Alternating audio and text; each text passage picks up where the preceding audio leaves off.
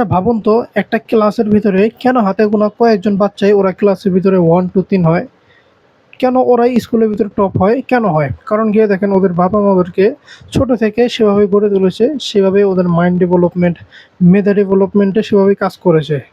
আপনিও যদি আপনার বাচ্চাকে সেভাবে মাইন্ড ডেভেলপমেন্টের দিক দিয়ে আপনার বাচ্চাকে অন্য বাচ্চাদের তুলনায় এগিয়ে রাখতে চান, তাহলে ছোট থেকেই কিন্তু তার যে মেধা গ্রোথ, তার যে বুদ্ধিশক্তি, তার যে চিন্তার ক্ষমতা এটা কিন্তু আপনার সেখান থেকেই বা আপনার ছোটবেলা থেকেই কিন্তু তার পিছনে কাজ করতে হবে।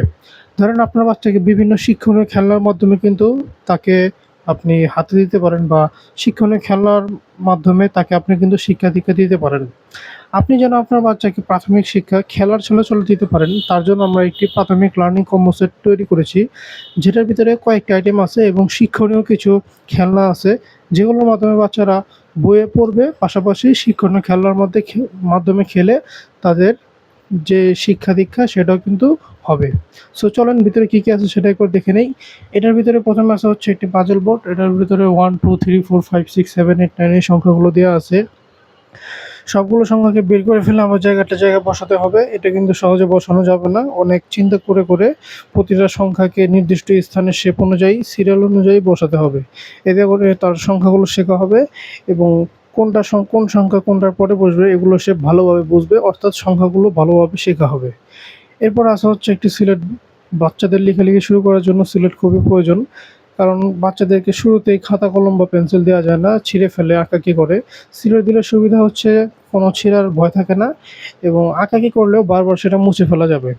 এই সিলেটের ভিতরে বাচ্চারা লেখালেখি শিখতে পারবে এবং পিছনে যে অক্ষরগুলো দেওয়া আছে এগুলো দেখে নিজে প্র্যাকটিস করতে পারবে।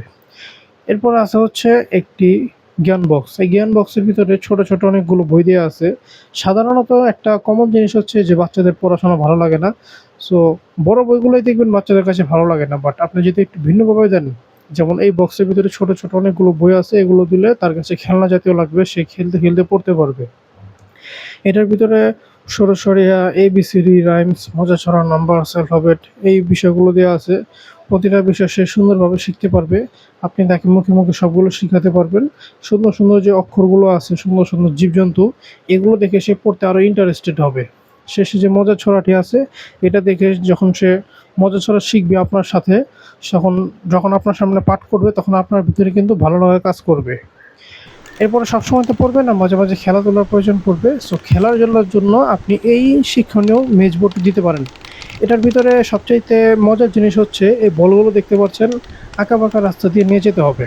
এটা যখন একজন বাচ্চা নিয়ে যাবে তখন কিন্তু সহজে নিয়ে যেতে পারবে না। অনেক ধৈর্য ধরে, অনেক চিন্তা করে তারপরে নিয়ে যেতে হবে। সাধারণত বড় মানুষরা ওটা সহজে নিয়ে যেতে পারবে না। সো এটা যখন বাচ্চারা নিয়ে যাবে, তার যে প্রবলেম সলভিং মাইন্ড, তার যে চিন্তা শক্তি, চিন্তা ক্ষমতা, এটা কিন্তু অন্য বাচ্চাদের থেকে এগিয়ে থাকবে। এরপরে আসা হচ্ছে একটি চকলেট বক্স। বাচ্চারা যেহেতু মজা খেতে পছন্দ করে বা বাচ্চারা গিফট পেতে পছন্দ করে, সো আপনি গিফট হিসেবে এই চকলেট বক্স থেকে চকলেটগুলো দিতে পারেন। এটার ভিতরে অনেকগুলো চকলেট আছে বাদাম এবং মিমির, যা খেতে খুবই মজা। সো আপনার বাচ্চাকে এখান থেকে গিফট হিসাবে চকলেট দিতে পারেন, অর্থাৎ সে যদি সুন্দরভাবে পরে চকলেট দেন, সুন্দরভাবে যদি ওগুলোতে খেলে তাহলে চকলেট দেন এইভাবে। সো যদি আপনার বাচ্চাকে এইভাবে প্রাথমিক শিক্ষা খেলার ছলে দিতে চান বা বিভিন্ন শিক্ষণীয় জিনিসের মাধ্যমে তার মাইন্ড ডেভেলপমেন্ট করতে চান বা বিভিন্ন শিক্ষণীয় খেলনার মাধ্যমে তাকে একটু অন্য বাচ্চাদের থেকে এগিয়ে রাখতে চান, তাহলে এগুলো আপনার বাচ্চার জন্য নিতে পারেন। এগুলো নেওয়ার জন্য নিচে দেওয়া সেন্ড মেসেজ বাটনে ক্লিক করে অর্ডার করতে পারেন।